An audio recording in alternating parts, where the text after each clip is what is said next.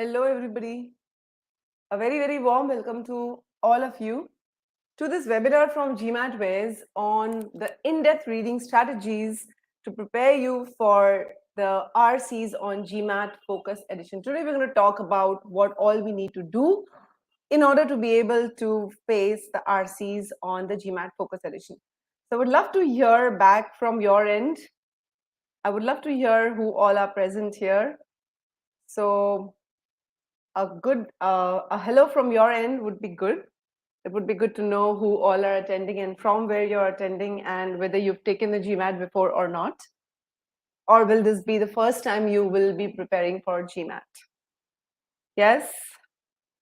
In the meantime, let me just quickly tell you guys a little bit about myself. So my name is Sunita and I'll be your host this evening. I have mentored and tutored tons of students, thousands of them actually. Those numbers are real, very real. In fact, they are slightly on the lower side. And I've scored the 99 percentile on the exam, in the verbal section at least, a couple of times now. So I love teaching. I love identifying different solutions, simple solutions to tackle difficult problems. Yeah, I guess that's about it. So let me see who all are attending this. Hi, Vidhi. Hello, Bhanu. Hello, Azjad and Atharva. Okay, so Atharva from Pune, Delhi, Kolkata. Wow. I'm also from Kolkata, by the way, Vidhi. Shubhradeep from Kolkata as well. Wonderful, guys. So, so Bhanu, this is the first time for Bhanu. And guys, first time, second time, third time, whatever it is, Focus Edition has some changes for which you need to make certain adjustments. And we're going to talk about all that right now. So let me quickly introduce the agenda of the evening. What you're going to do today is, first of all, we'll quickly, just for the first 5 minutes, we'll discuss the importance of RC on Focus. How is it different from the current version of the exam? And then we are going to talk about, again, 2 minutes, 2 to 3 minutes on why we really falter at RCs. You know, it's very important to identify the core reason. Then we are going to delve deep into the improvement strategy, the art of involved and evolved reading, what exactly it is. And I want to demonstrate that through a series of question and answers, 700 plus level passages. We are also going to talk about the time-saving irony. You know, a lot of people believe that if you read the passage quickly and you go to the questions, you'll be able to save time. You know, it's a little ironical, and we'll discuss about that as well. So let's get started, guys. Okay. Now, we all know that the GMAT Focus Edition does not have sentence correction, has only RC and CR. I'm sure all of you know by now, right? Okay, cool. So the thing is, how does this change things for us? Let's see. Well, not only have the test makers removed the SC section, they have also removed, let's call it this pro rata time also. So 23 questions in 45 minutes. All right, that means you have just under 2 minutes, I think 1 minute 50 some seconds per question, if you really think about it. All right. And this time you don't have the sentence correction time to act as buffer. Earlier, students would save some time from sentence correction questions because you could save time there and use that time to utilize that time for solving RC questions or CR questions. Now you don't have that leverage. That is why approach to CR to RC is very, very important. It's more important than ever, so that you know that you're not taking extra time anywhere. You just don't have that extra time. All right. Agreed that you are allowed to review at least 3 questions, but then for review also you'll need the extra time. So timing is going to be really, really crucial here. And for that, the approach is going to be very crucial. All right. So you have 13 to 14 RC questions, and the weightage is higher for RC questions than CR. Please keep that in mind as well. So it's like a double whammy. Not only do I have less time, I also have more weightage being given to RC questions now. And of course, the number of questions on CR is 9 to 10 CR questions. So this is the reason why RC is so crucial more than ever. And you really need to have an approach ready. You can't sit in the exam and decide then what to do. All right. So this is all about the Focus Edition. So, Potter, I think I've just shared what you were asking me, my thoughts on the verbal section. On the verbal section, now, honestly speaking, earlier students who were good with sentence correction could save time. Now you can't save time. You really have to be on spot, whether it is RC, whether it's CR. Really have to be on spot. And honestly, for reading and comprehension, you cannot develop the skill of reading with a certain time limit overnight. You need to give it time. Today, whatever I'm going to discuss, that particular thing, for that kind of that skill to go down well with you, you need to give it time. So you can't rush into it. All right, so I'm going to get started. That's about the focus edition here. Now, guys, before I start saying anything, what are your common fear factors as far as RC is concerned? Yes, I would love you guys to share. What is it about RCs that scares you the most? Come on, quickly. Let's have some answers from your end. It would be nice to interact. So, what is it about the RCs that you're scared of? Vidhi, Bhanu, Asjad, Atharva, Shubhradeep, Jay, Potter, yes, and there are so many others there who are silent so far. Please speak out, guys. Yes? What are your common fear factors? I had certain areas that I was scared of when I was a student, when I was beginning my prep. Would love to know what are your fear factors, and let's see if my fear factors and your fear factors match. Okay. So Kenny says not having time for reading. Yes, Kenny. Same says Asjad. Time management. Bhanu says time was challenging and total off. Mm-hmm. Atharva says time. Evaluation of questions takes too much time. Time, time. Okay, so it is time for everybody. All right. One disclaimer, guys, before I begin, okay? The technique that I'm going to talk to you about, okay? Initially, you might be skeptical, thinking, oh, this is going to take a lot of time. But trust me, that's the irony. To save time, you have to first learn to give time. And over a period of, again, time, when you have practiced this technique enough, you will see that the time really comes under control, okay?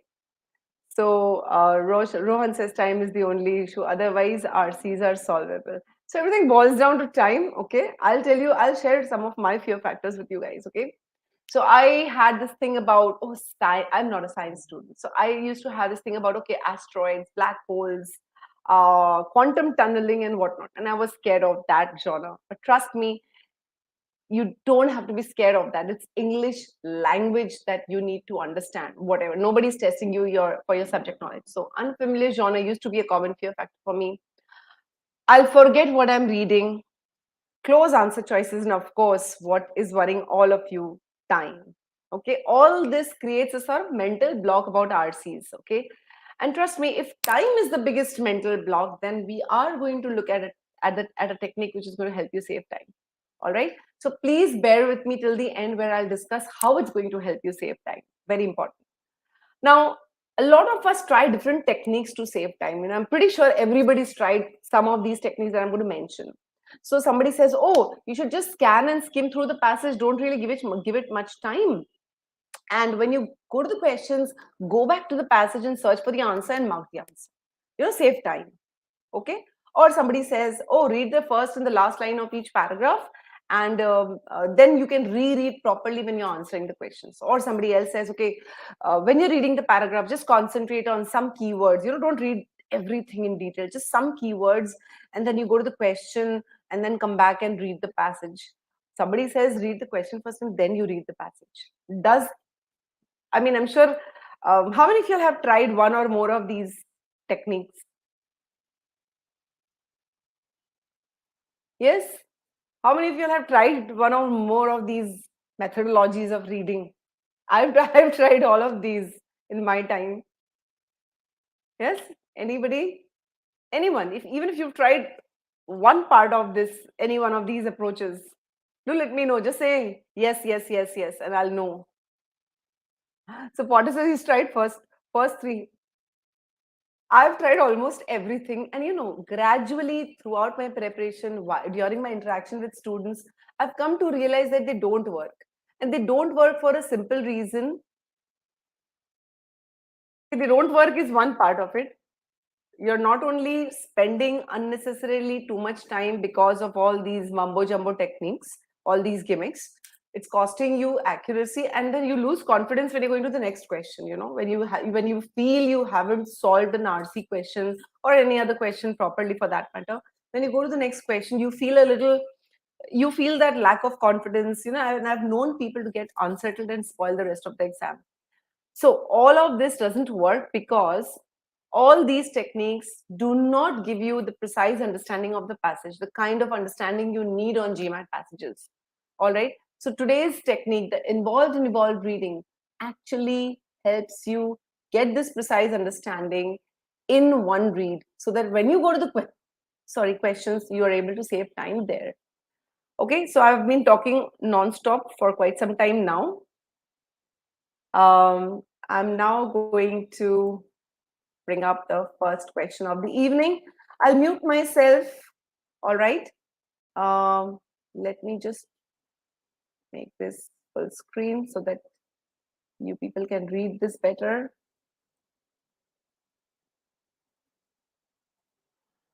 I think I'll just need to shift a little bit so that you guys can read it. Give me a moment. I'll just shift this.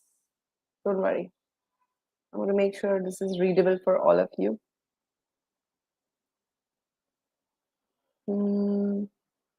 Let me make this a little smaller.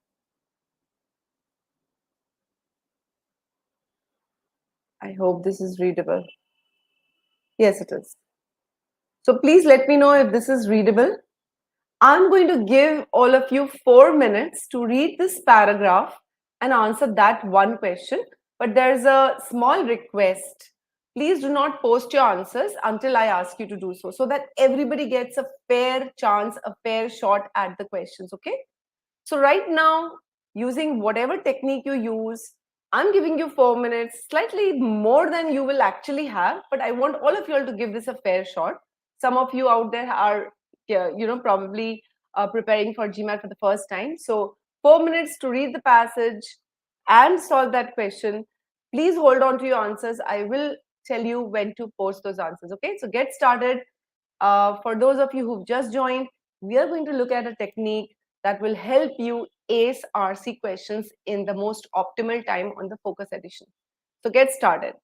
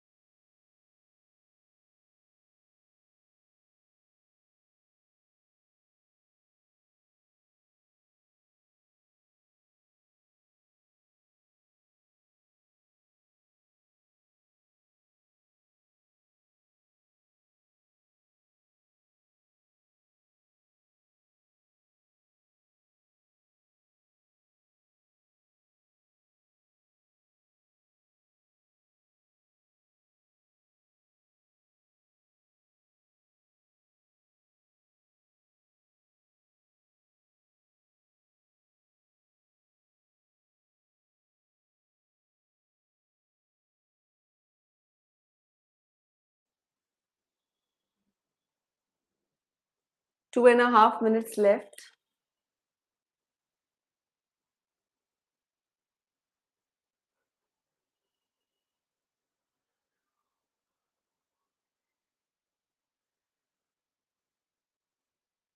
Please hold on to your answers.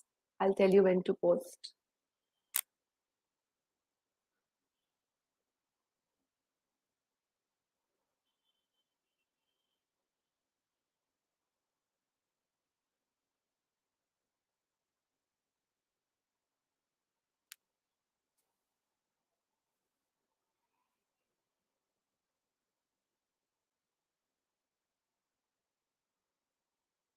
For those of you who've just joined, we are going to discuss in-depth reading strategy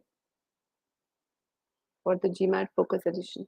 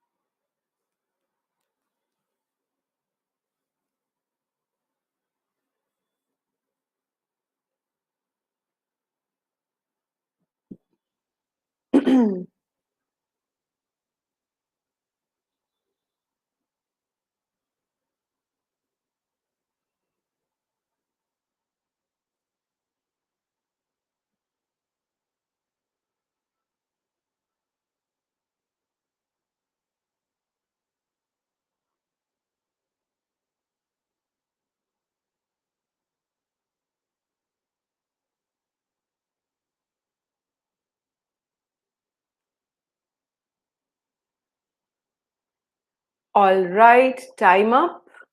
You can start posting your answers. Go ahead. Please post your answers, those of you who are ready with the answers. Do participate. Do not worry even if if you feel you've not been able to figure out the right answer. Please don't worry. This is all in good spirit. We need to find out what to do to be able to tackle such hard questions on the RC for GMAT Focus Edition. Thank you, Rajat. Let's have some more of you answer this. There are so many of you out there. Please participate. Thank you. Rajat says B, Atharva B. I have Joan saying D. Naveen says B. Thank you so much. Varisara says D. Let's have some more answers. So far, it's like a race between B and D. What about the others? So Vidhi, Bhanu, Azjad, Atharva, Shubhradeep, Jay, Potter, Kenny, Rohan, Mufassil, Darren.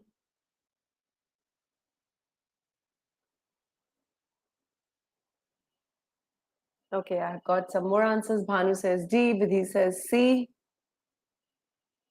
Okay, so everyone, okay, I've got Alicia saying D, Mufassil says C. So C, B, C, D, so far these are the three options that are mostly in the running, of which I think B and D are a fair share. And then I also have some C's. Thank you so much, everybody, for responding here. Thank you so much. Now, so I am going to now discuss how to read this passage in the best possible manner so that you will be able to mark the correct answer with very little time. See, the idea of involved and evolved reading is when you're reading the passage, you invest more time so that when you're answering the questions, you are able to reduce the time and bring it under a minute. In fact, I've had my students, bring down the question solving time down to about 35 to 45 seconds, and all because they had a better understanding of the passage. So I'm going to show you how to read better. All right. And again, as I said, this is a technique which gets better and better and better with time. All right. Like every new skill, initially it takes time to learn, but then it saves time. So I'm going to get started. All right. But before I get started, I'm sure a lot of you, and do type in a yes in the chat box if you share any one of these thoughts, one or more. Did you think that, oh my God, the language was so dense, it was so tough to understand what was being said here? Did you feel, well, I didn't understand some parts, but I continued reading anyways? I thought, okay, let me finish reading the passage. Maybe when I go to the question, I'll come back and reread.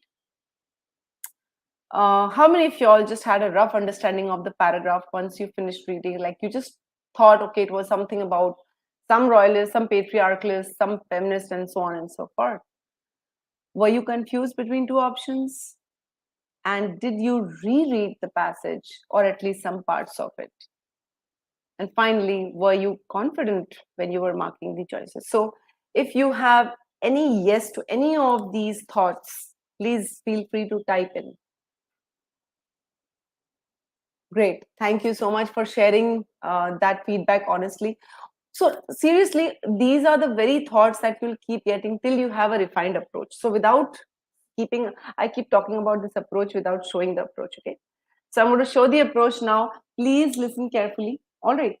To begin with, any given passage on GMAT will have about 3 to 5 sentences in a paragraph, okay?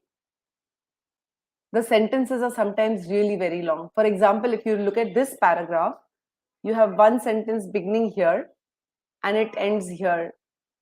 It's like almost 45 words long.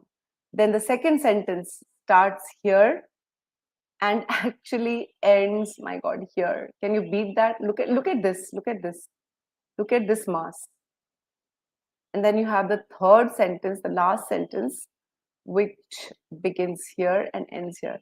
If you have such convoluted sentences, there must be a set technique that will help you break down these sentences properly and digest them properly so that when you're answering the questions, you don't have to go back and reread. You cannot possibly reread such dense sentences. Okay. So I'm going to get into this involved and involved reading right off. It is an odd but indisputable fact. Okay, I'll read till here. I'll stop here. Not to memorize what I've read, but to digest what I've read. Okay, who is saying something is odd? Since no one's name is given, I have the author here saying that the author finds a fact odd but indisputable. So the author doesn't disagree with that fact, although finds that fact odd. What is that fact? We are preempting that. Okay, so from here we are going to talk about the fact. 17th century English women who are generally regarded as among the forerunners of modern feminism. I'll again stop here. And I need to have some short form to refer to these English women. Okay, since they are the forerunners or the beginners of modern feminism, I'm going to just call them, let's say, early feminists for my reference. You can call them anything, but the point is, when you have such kind of simplification in your head, it's easy to read. So the author finds something odd about these early feminists, although the author doesn't dispute that. What is it? These early feminists are all identified with the royalist side. Hold on. Identified with the royalist side. Now, if I don't know what is this royalist side, all I can understand is these early feminists, they were all associated with the royalist side. Okay. And author finds that odd. Why? We don't know yet. In the conflict between royalists and parliamentarians known as the English Civil Wars. Okay, so I have got the English Civil Wars, I have got two sides, I have got the royalists and the parliamentarians, and all these early feminists came from the royalist side, and the author finds this odd. So you see, it's very important to embed the initial idea, the initial sentence in your head properly. And you've seen, I broke down the sentence into small segments so that I'll never have to reread this part ever again. So, just for your benefit, the author finds I have kind of summarized this here. You don't have to write down these summaries. Please remember, max to max, you can draw the diagram that I just drew with the red pen a moment ago. More than that, don't. Even that much you don't have to do. But if you want some clarity, if you feel carrying the idea around in your head is going to confuse you, you don't want to come back later on, you can just draw that diagram to have more clarity. Okay? All right. Anyways, let's get to the second sentence. Since. Now, these are transition words, and GMAT uses these transition words liberally. All right. You'll see it's like everywhere, here and there. So, since royalist ideology, which royalist? The ones to which the early feminists belong to. Okay. Royalist ideology is often associated with the radical patriarchalism of 17th century political theorists. We can kind of forget this kind of details, So basically, royalist ideology is related to the patriarchalism of Robert Filmer. And this is just a description of patriarchalism. I'm going to come back to that. But what I'm going to do is I'm going to simplify and read. Because royalist ideology is associated with patriarchalism, historians have been understandably puzzled. So we are back to this oddity, that the author is back to talking about the oddity. Now see how I'm correlating the second statement with the first statement. This is something that you have to do. All right. Initially, you force yourself to do, like it doesn't come naturally, but gradually, it's just something that you do mentally. Oh, the author was talking about something odd. Now he's again talking about historians have been puzzled. Is it the same odd thing? All right. What is that odd thing? So royalists, they believed in patriarchalism, and therefore historians are puzzled. They're puzzled by the fact that royalist women wrote criticism of subordination of women in marriage. All right, so these early feminists were writers. They criticized subordination of women in marriage, and they wrote assertions of women's rational and moral equality with men. So they were feminists, remember? But they belonged to the patriarchal household. And if you don't know what is patriarchalism, don't worry. It's been defined here. A patriarchalism that equates family and kingdom. That means patriarchalism equals to family equals to kingdom, and asserts the divinely ordained absolute power of the king, and by analogy of the male head of the household. All right, so such a lot of information here. Okay, so in short, patriarchalism means family equals to king, and we are basically saying that the king is also equal to the male head of the family. So the male domination is what patriarchalism is about, and the early feminists who belong to this kind of household which followed this ideology, they actually wrote against patriarchalism. So that is why the historians are puzzled that women coming from such a background actually were writing against their ideology. All right. Focus on this. Historians are puzzled that women who belong to such a family criticize the male part. So it's such a long sentence, you need to break it down. All right, let's move on. Some historians have questioned. Question means disagree.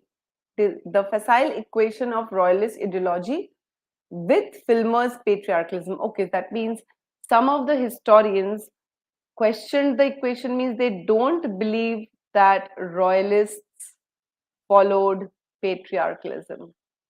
All right? Some historians don't believe in this. So the author is giving us different views. The author says there is one group which believes that royalists followed patriarchalism.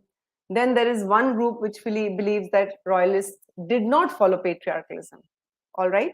And why is the author discussing all of this? Because the author finds it odd that these early feminists belong to the royalist side, but they wrote criticism of subordination of women.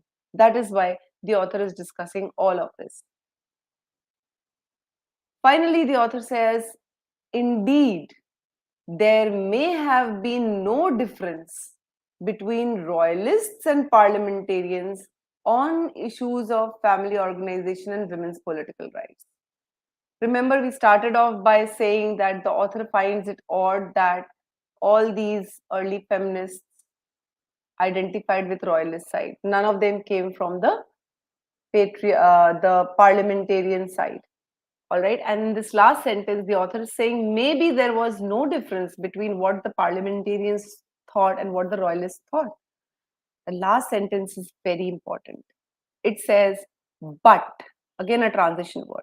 In that case, one would expect early feminists to be equally divided between the two sides. So, see how the whole passage is culminating into the thought process. The author finds it odd that all these early feminists were from royalist side. Why the author finds it odd? The author discusses how some historians believe that royalists followed, patriarchalism. Some believe they did not follow patriarchalism. The author says that finally the author says that whatever they followed, okay, if there had been no, difference between royalists and parliamentarians, then we should have had more of these early feminists coming from the parliamentarian side as well. So that's the oddity. Why are these women not also coming from the parliamentarian side? Why are they all coming from the royalist side? So that's the summary. I have taken a lot of time. You are obviously not going to take this much time. I'm explaining, so it sounds as if it's going to take a lot of time. But what you're really doing is breaking a small segment, reading, moving on. Breaking a small segment, reading, moving on. How many of y'all had understood the passage like this when you were reading on your own? Go ahead. How many of y'all had exactly this kind of understanding of the passage when you were reading it? Mark a yes if you had, the same understanding, and a no if you did not. Go ahead. Would love to hear from you. And as I said, this becomes intuitive. All right. You save time on the questions. How many of y'all had this kind of understanding?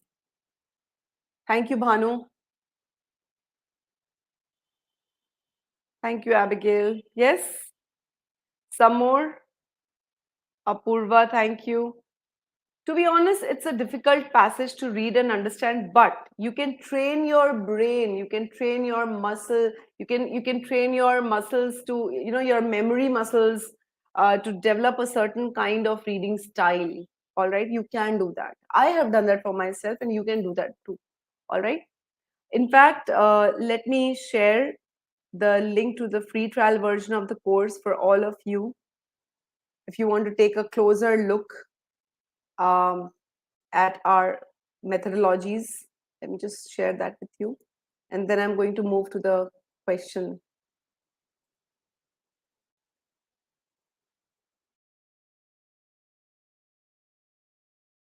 We'll solve that question. So there on screen is the free trial version of the course for you to have a closer look at. You can use that link. All right, so let me now move to solving the question.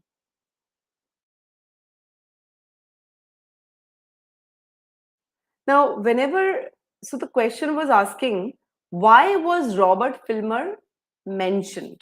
Okay, the author refers to Robert Filmer. The primary purpose of that is what? Now, these kind of questions are basically function questions. They ask you the function of a line. They ask you the function of an example. They ask you the role of a line or a role of an example.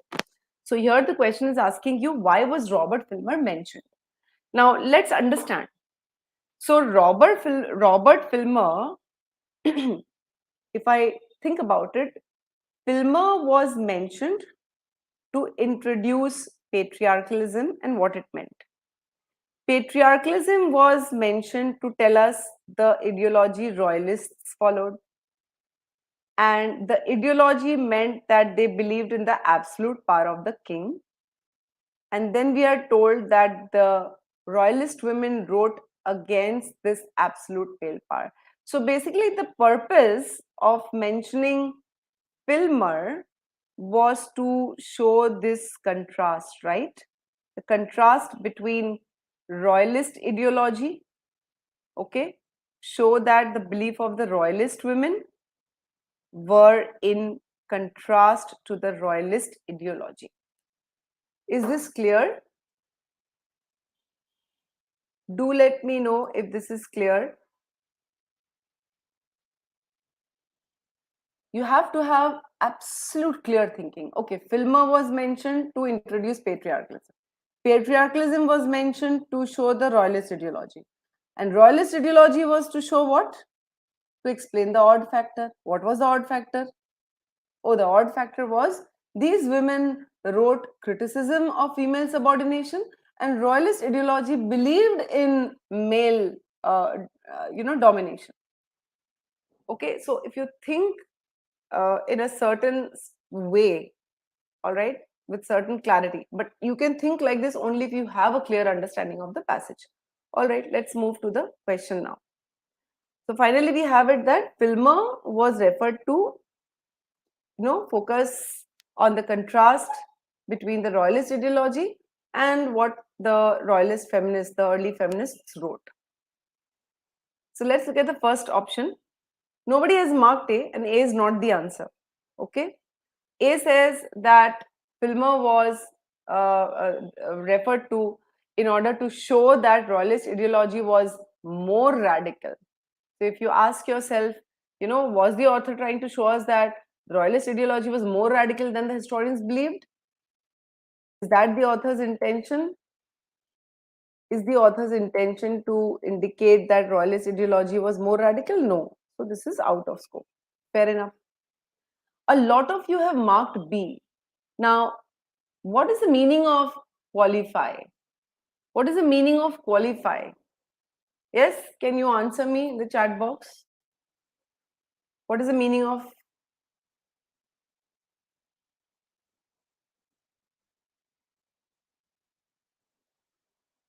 What is the meaning of qualify? Don't Google the answer. Just tell me the answer that you think is the answer. Like right now, a lot of you marked B. Darren says validate. Darren, validate or affirm. Okay. Approve says Mufassil. Any other meanings? Any other synonyms of qualify? So far I have 3. Validate, affirm, approve. Any other meanings?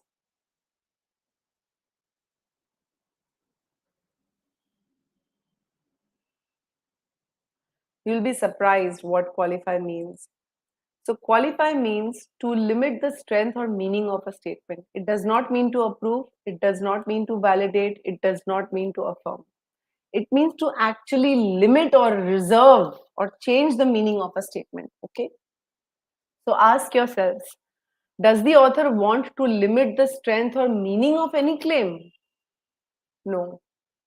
The claim is royalists probably followed Filmer's ideology, and the author is not trying to change that claim. Okay? The author is merely mentioning the claim, not changing or limiting the meaning of that claim. And therefore, choice B is just a distortion. There is a claim mentioned in the passage that patriarchalism formed the basis of royalist ideology. Okay? This claim is there in the passage. So this is the half truth. By adding the word qualify, the test maker is distorting the intention of mentioning Filmer. Filmer was not mentioned to change the meaning of some claim or the other. Some of you have chosen C. Question means to disagree, to raise doubts. Ask yourself, is the author doubting the fact that early feminists were all royalists? The answer is no. How do we know that? The author says it is indisputable fact that these English women all identified with the royalist side. This is going in the opposite direction of the premise. One second, guys.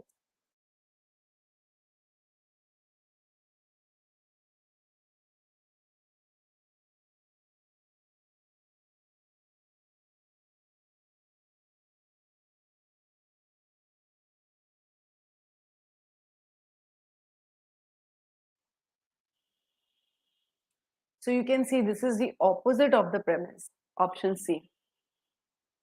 The correct answer is D.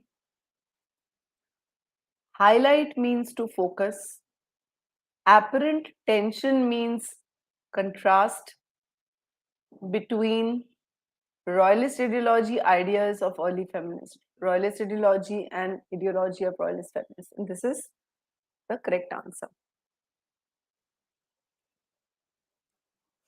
So you see, if you have read the passage properly, if you have done your pre-thinking properly, choosing the answer is a matter of, seconds, not even minutes.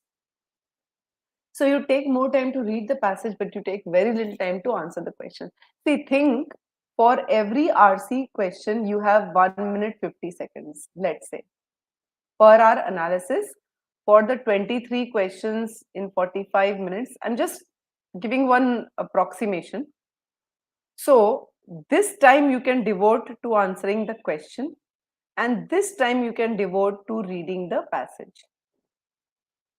So if you have a 4-question passage, you can easily devote about 4 to 4.5 minutes to read, and for every question, every 4 questions, you can solve it between 45 seconds to 50 seconds.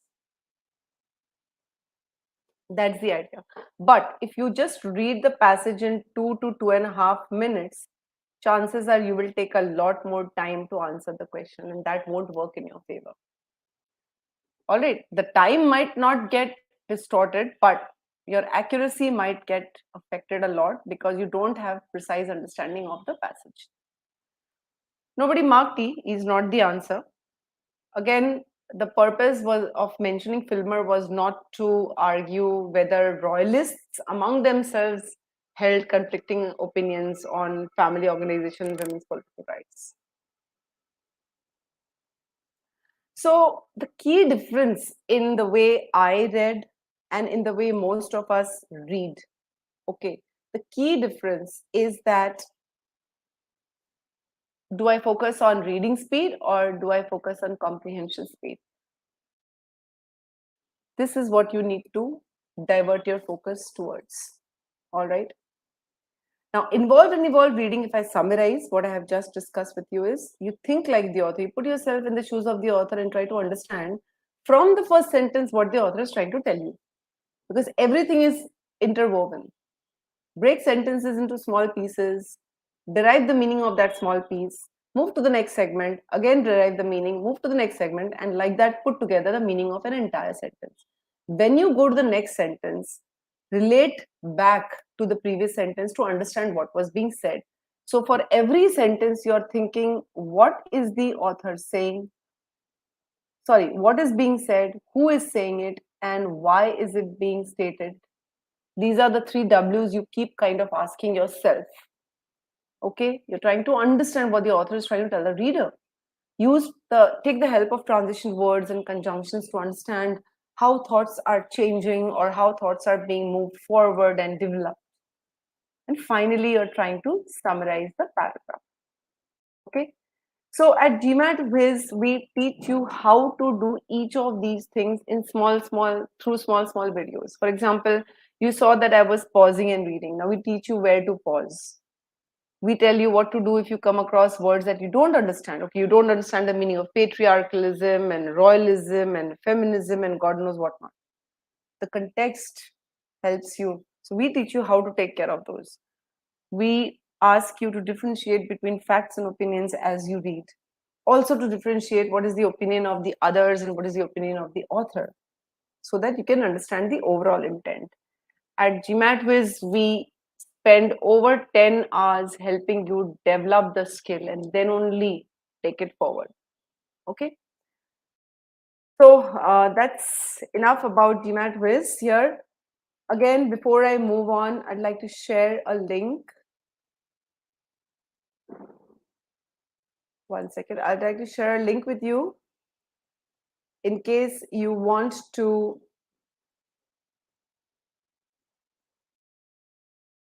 talk to our strategy experts regarding whatever problems you're facing in your preparation. Then there's the link on the screen. You can book a free call. Hold on a second. One second. Let me just.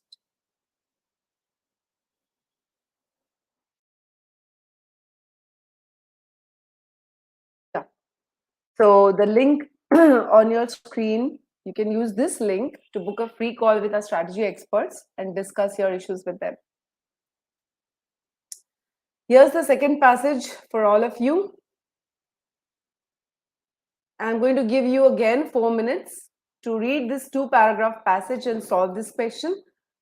Once again, a request, please hold on to your answers till the time I ask you to start posting your answers, okay?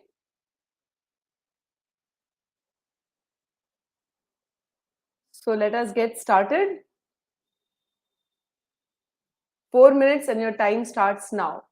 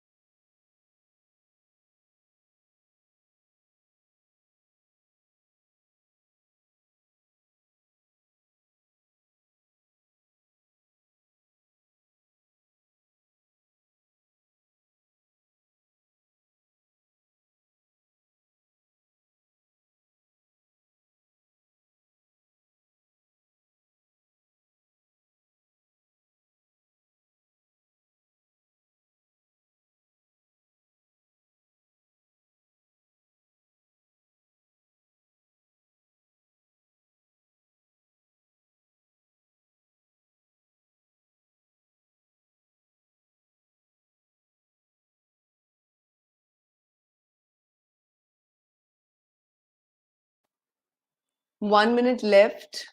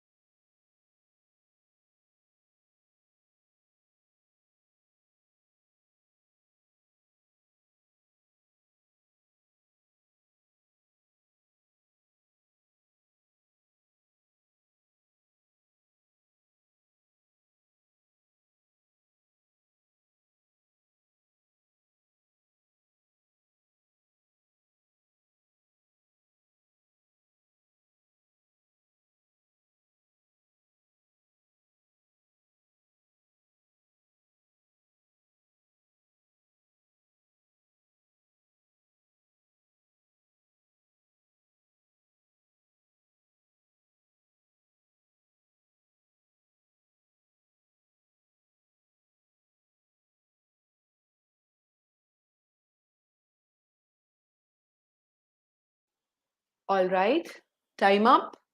Please start posting your answers.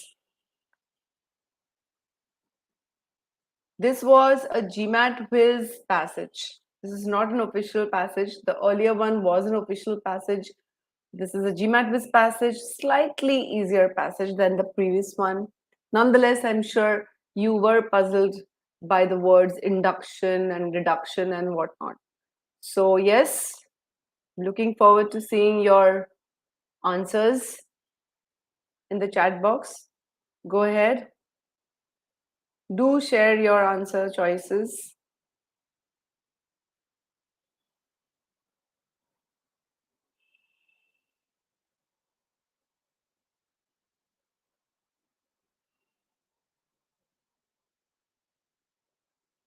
So Ramakrishnan says it's B. Okay.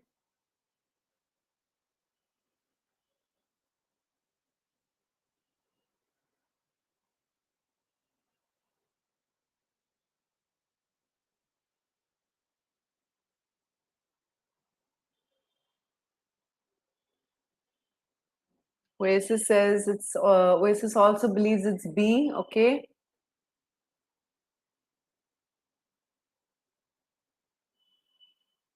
There are over 40 to 50 of you out there. Please do share your answers. Your response encourages me to, you know, it excites me, gives me energy to go on with the session. Thank you, Bhanu. So Bhanu says it's A.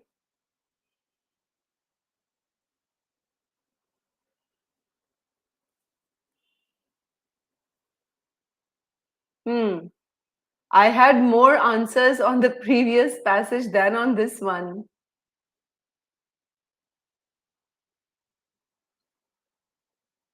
Come on, you guys have got this. You can do this.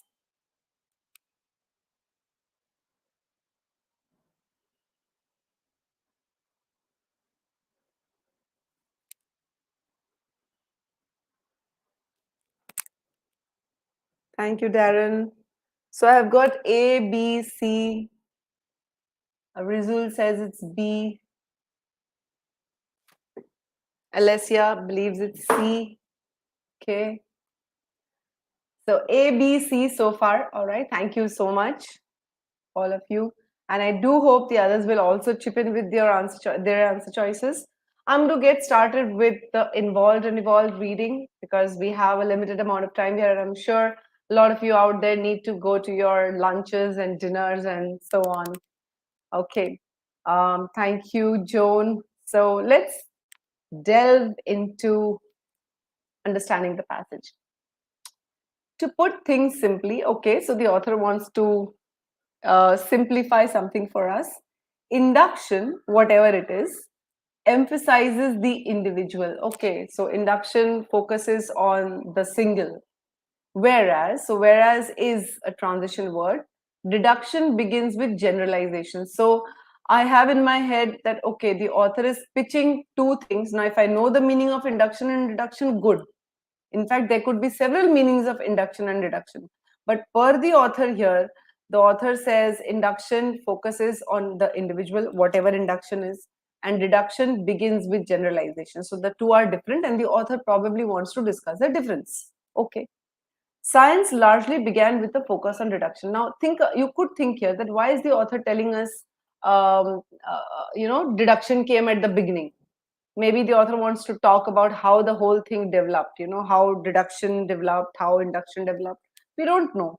Anyway, so the author is saying science largely began with a focus on reduction, trying to find universal laws and hoping to explain as much about the world as possible. Okay, so this is what science wanted to do, and therefore it started with generalizations, because deductions is generalization. So I can kind of replace and read. Okay. In the 19th century, generalizations, that means reduction, reached a pinnacle of overuse. Okay, it was overused, all right, particularly for explaining human characteristics. So remember, science was using deduction to explain about the world, and here it was overused in trying to explain human characteristics. Okay, while deduction became disfavored because of those missteps. Which missteps? This overuse.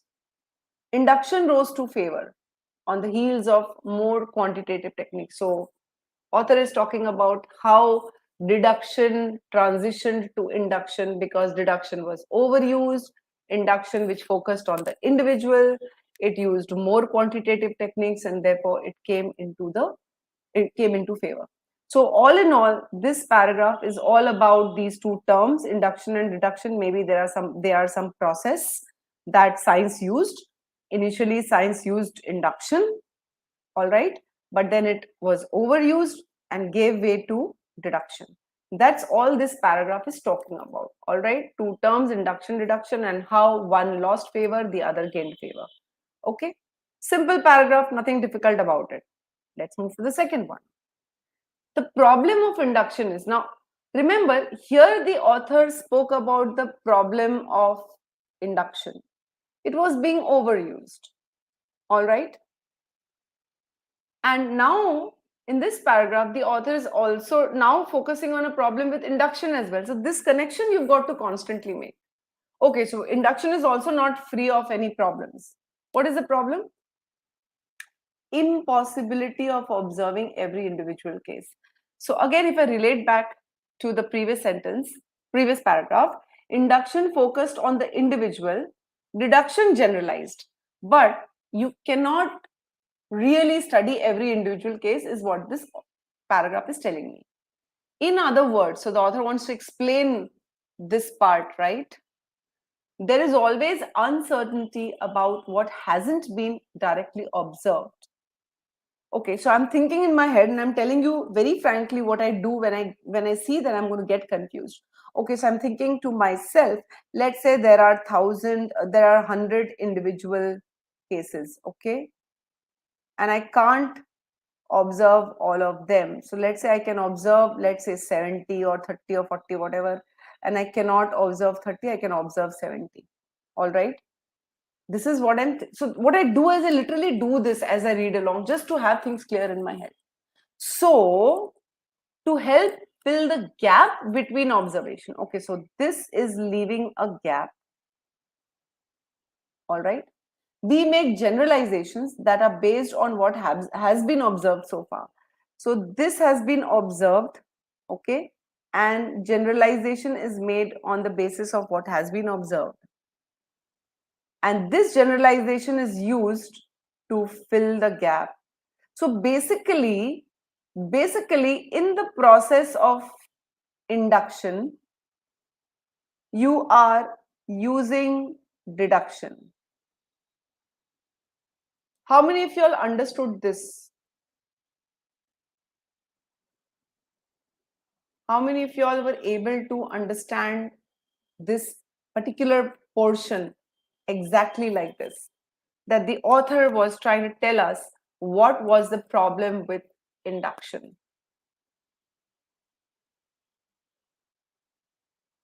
The problem with induction very clearly is it is also relying a little bit on generalization, not completely, but definitely it is also relying on generalization. Why? Because you can't observe all the cases. So this correlation has to be made when you're reading passages. If you don't make these correlations, the inference questions, and again, 70% of your RC questions are going to be inference questions. You're going to miss out on those. All right, so let me move forward. So finally, the author is saying the problem with induction is that you still have to make generalizations to fill in the gaps. Okay. In modern science, these generalizations or predictive guides take the form of scientific models. So they become scientific models. And there are different types of models. One of the most popular model is empirical. If you don't know what is the meaning of empirical, don't worry. The author goes on to tell us later that empirical emphasizes the fact that it is built from observed data. All right. So from the observed data, you're generalizing. From generalizations, you're leading to predictive guides or scientific models. An empirical model is one which is based on some observed data. So all of this ties up.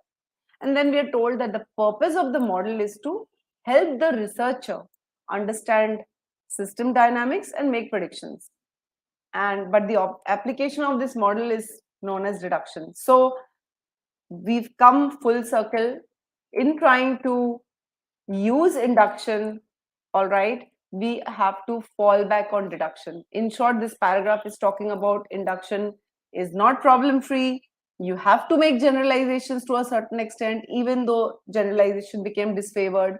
The gaps have to be covered by using generalizations, and then only we can come up with what we call these models which can be used for deduction. All right. So the second paragraph is all about the problem of induction and how induction helps to develop these models. So if we really think about the flow of ideas in the passage, the author first introduces two terms or processes and tells us one gain favor over the other, and then he goes on to describe the process of induction and the problem that it has. Our question was, what is the problem with induction? So if you pre-think, the problem with induction is that generalizations have to be drawn. This is the problem, right? If you read properly, it takes you it's a matter of seconds that you can come up with. The problem with induction is it has to follow some sort of generalization. And therefore, when you go to the options, it's very clear what the correct answer will be. Let's see why A is not the correct answer, because it is not the correct answer. Let me just quickly take a peek. How many of you all marked A? So only one or two of you all had marked A. And those of you did not tell me the answer, I don't know. It fails in its observation. So it refers to induction here. Induction fails in its observation of individual case. If I stop here, this is wrong. Okay.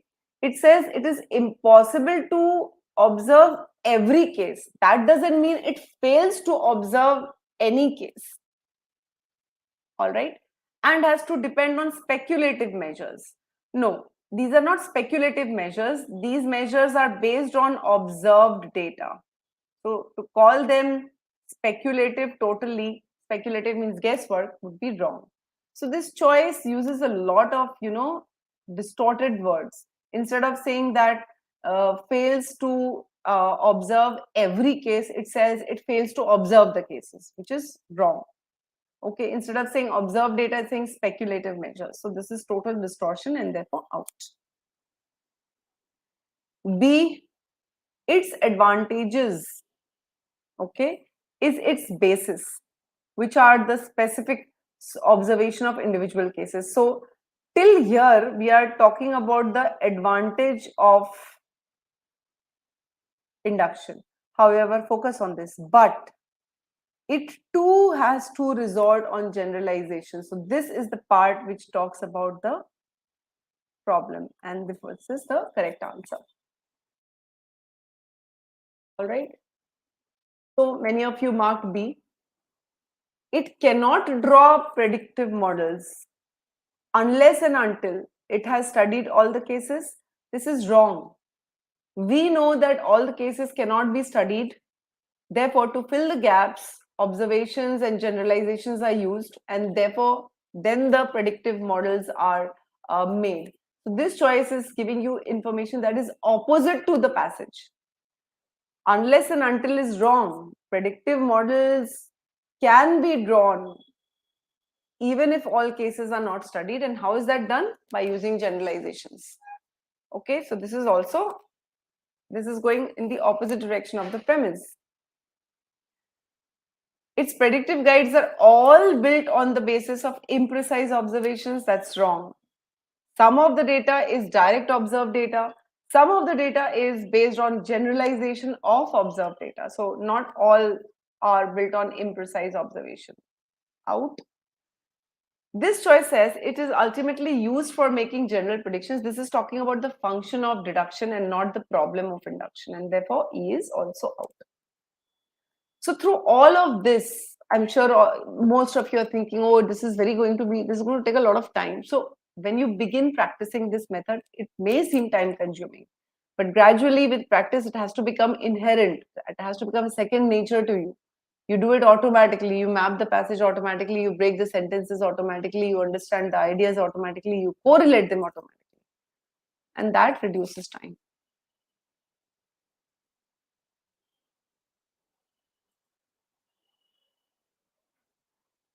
Naval, this is a GMATWhiz question. All right. The first passage that we did in the session was an official question, and here comes another official. This is an official passage. I want all of you all to read this passage. I haven't put the question out at all. Just read this passage. I'm going to give you 4 minutes to read this passage, okay? Yes, I'm going to bring up the next question is a 750 level question, Ramakrishnan. Okay. The first passage that we did was an 800 level question. This particular one that we did just now was a 700 level one. And the next one that we're going to do is going to be a harder one. So this is an official passage. Get started. 4 minutes to, I'm going to give you 3.5 minutes to read this passage. Okay. In fact, let's put it at 4 minutes only. Then I'm going to give you 50 seconds to solve the question. So 4 minutes just to read the passage. Your time starts now. I'm going to mute myself.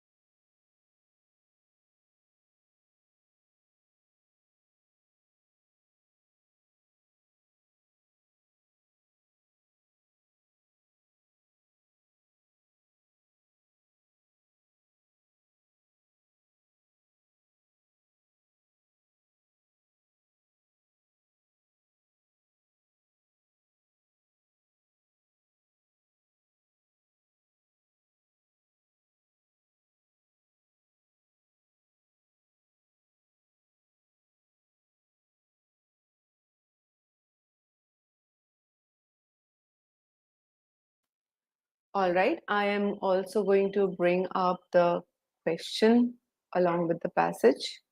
Here it is.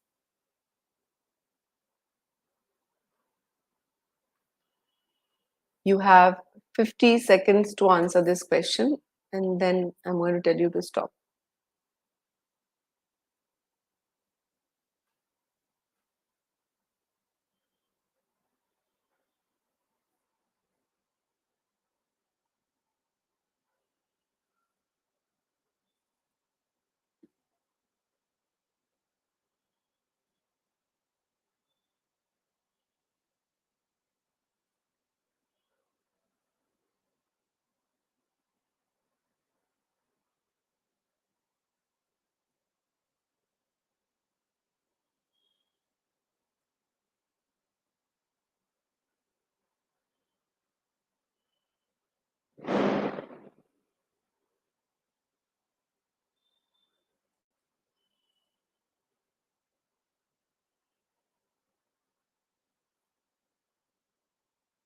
Okay, time up. Please start putting in your answers.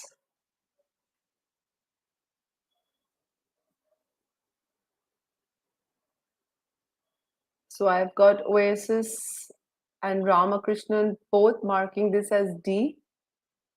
The correct answer is D. Would love to hear from the others as well. Again, remember, I'm giving you a little more than necessary time so that you try to follow the involved reading.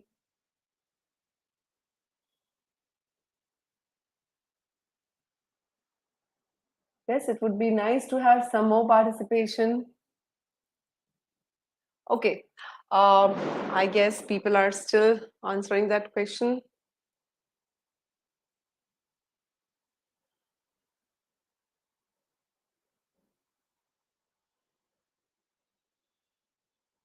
All right, I'm going to start reading the passage. And again, each of you, even if you have your answers with you, you still need to match up and see that whether you understood the passage the right way or not. Sometimes we get the answer correct, but we don't, we are not sure of our reasoning. So let's get started. Let's understand the passage.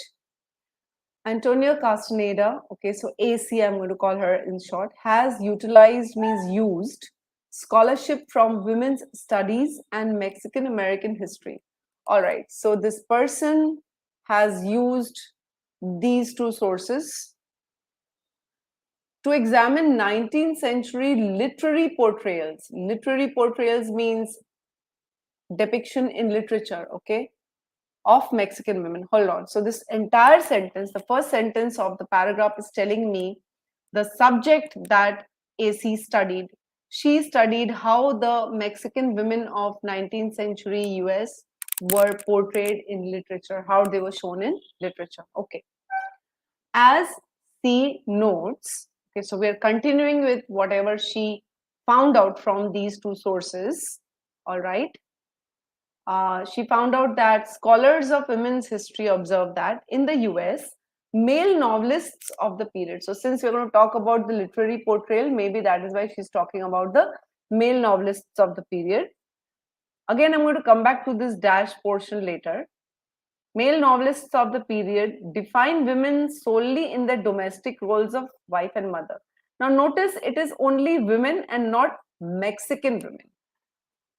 Although AC is trying to examine the portrayal of Mexican American Mexican women.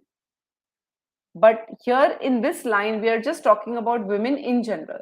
So these male novelists of the period, they identified women only in the role of wife and mother. The portion in bracket gives us a hint of why. Okay, this is the period during which women's traditional economic role in the home-based agriculture was threatened.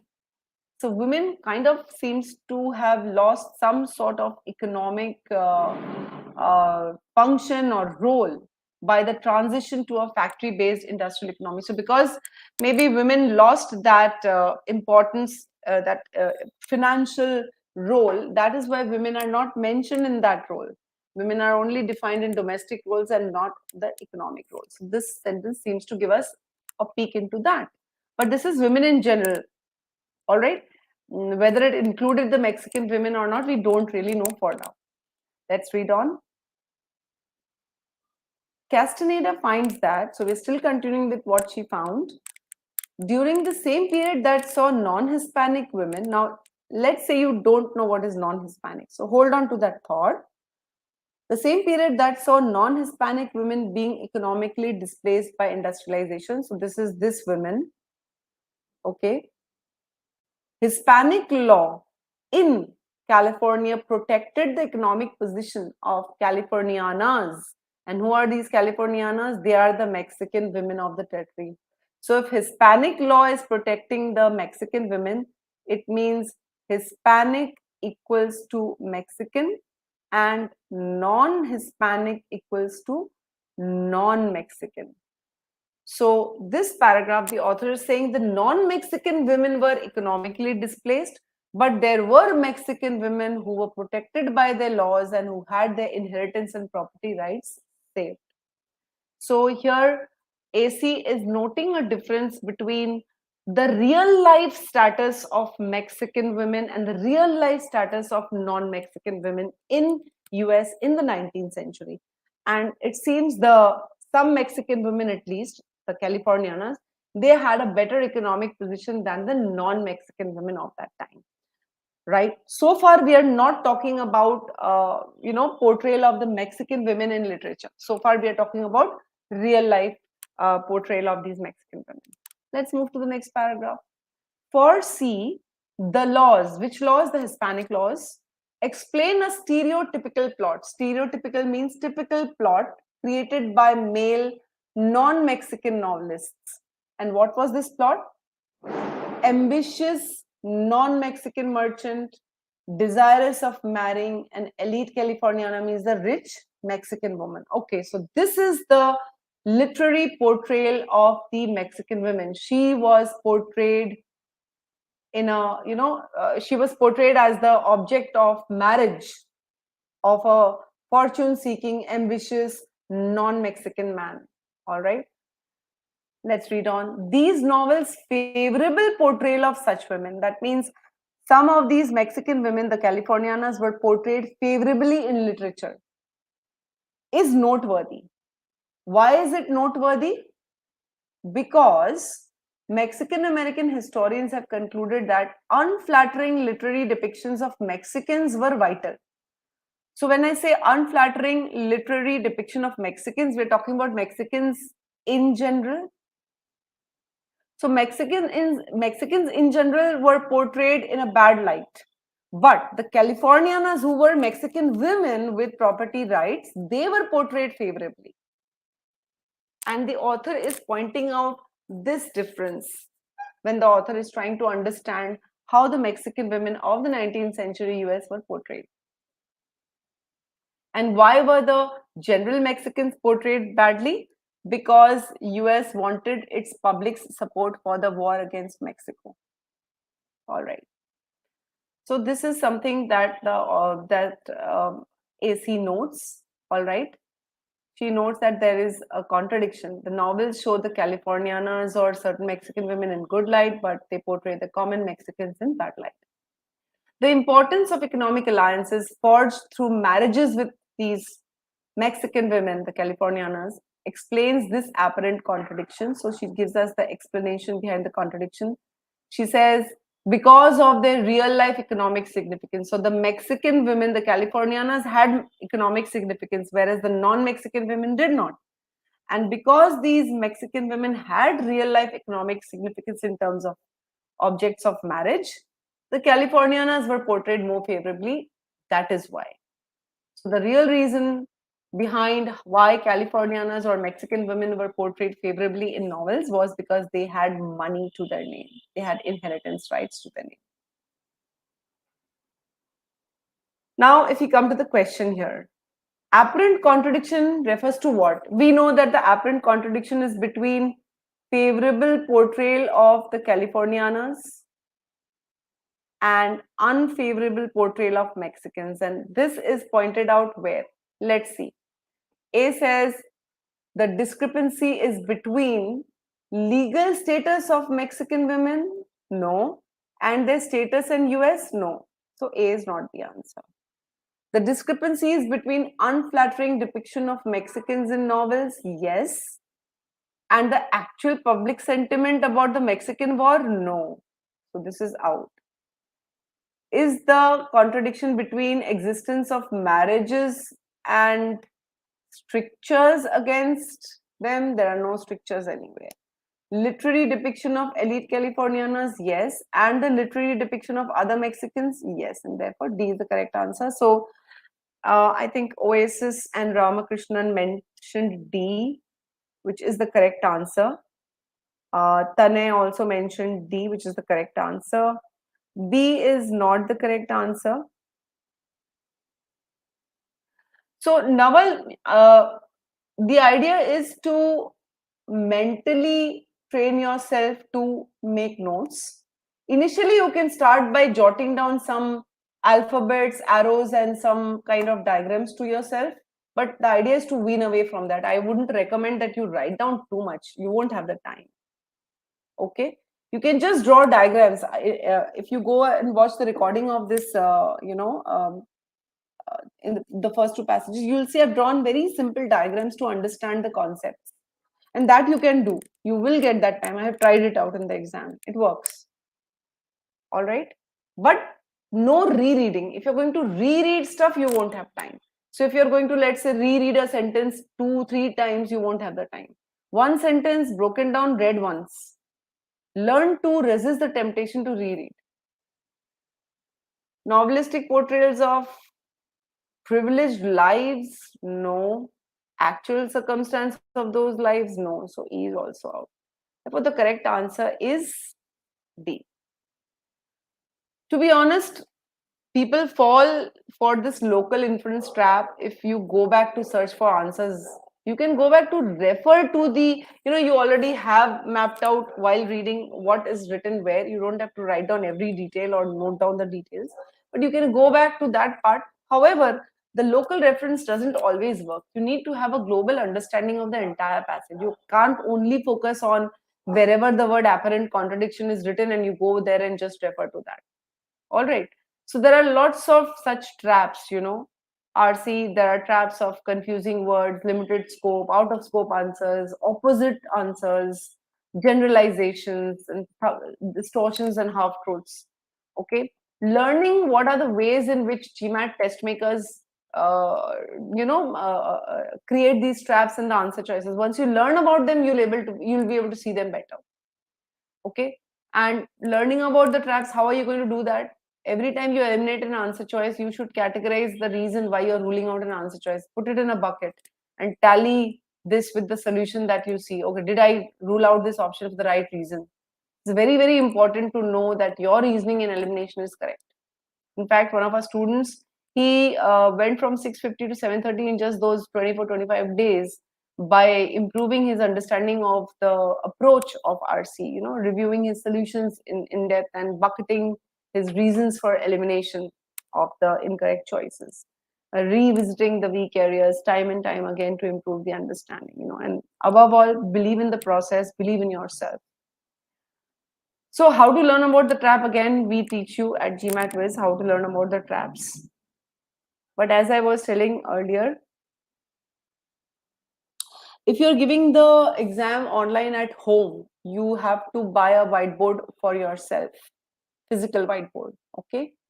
And if you're going to the center, you're given the laminated sheets to write on. I think nothing will change in terms of the process of giving the focus edition, the physical process. You will be given the, the paper to write.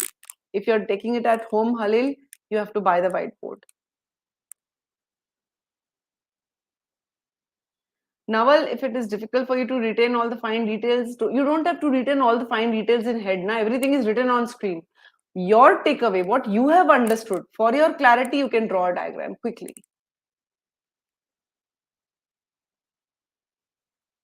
Now the time-saving irony, as I said, I'd discuss.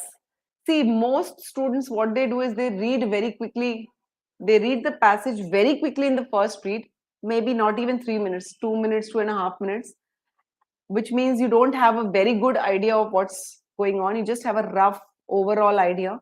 And with that, when you go to the answers, the questions, you have to reread. You go up and down over answer choices. 1 second, guys.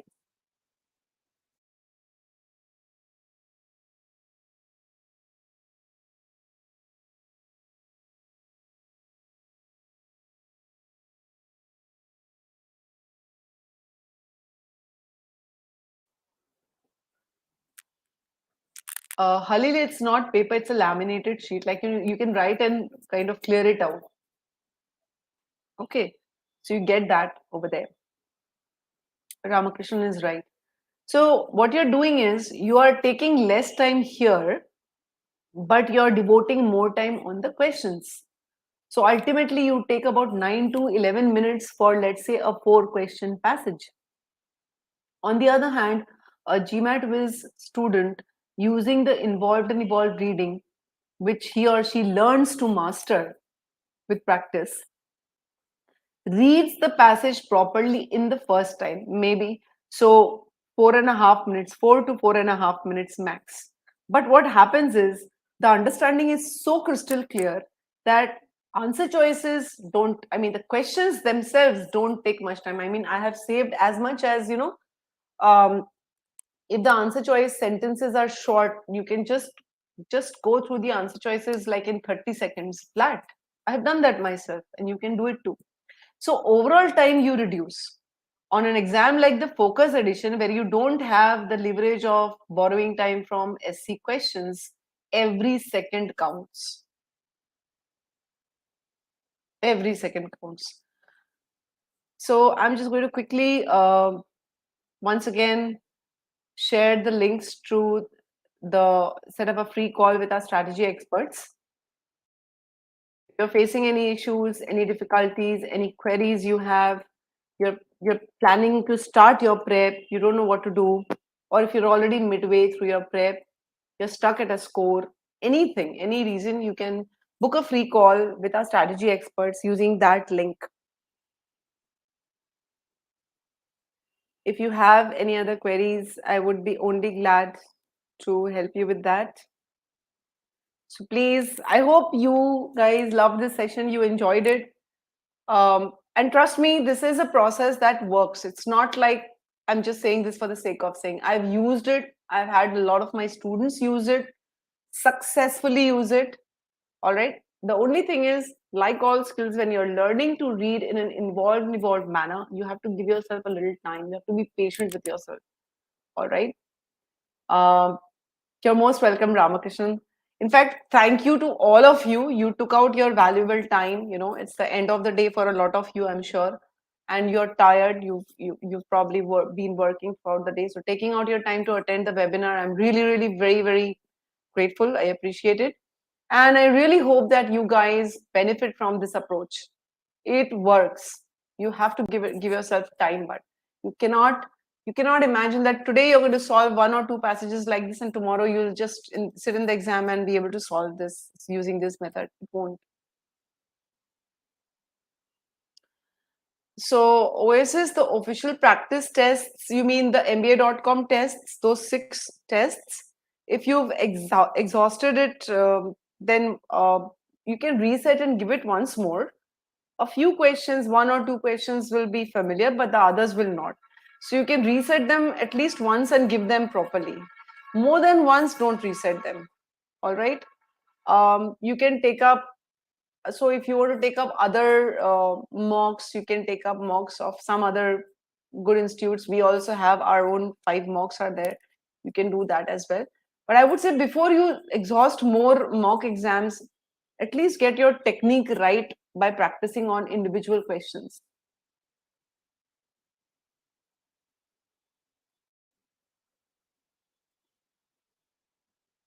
So thank you, all of you, Halil, Oasis, Joan, Ramakrishnan. I've had Mufassal, Nawal, Tanay, then let me see, Alicia, Rizul, Darren, Bhanu, Vidhi. Rohan, Pratap, and if I've missed any names, Apurva, please forgive me. Those are the names I can see right now. So we are going to inbuild that. We are in the process of inbuilding, integrating the IR as well. We already have the course ready. We are trying to integrate that into the mocks as well. So you can talk to our strategy experts to know more about that, Ramakrishnan. You can reset it multiple times, but my suggestion is don't reset it more than once. So once you've taken the exam, if you reset it once more, maybe one or two questions will be familiar. But if you keep resetting it all the time, you'll get a lot of familiar questions. So you can reset it, you should reset it once only. So that gives you 12 mocks, basically.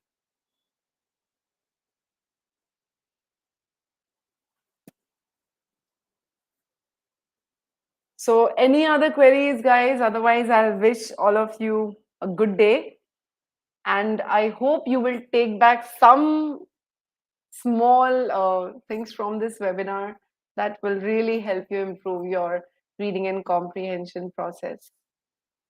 So, take care and thank you, everybody. See you again soon. Look out for my webinar on CR for the GMAT Focus Edition. So, take care. Joan, we have GMATWhiz has sessions on GMAT Club every month. And of course, we have our own sessions.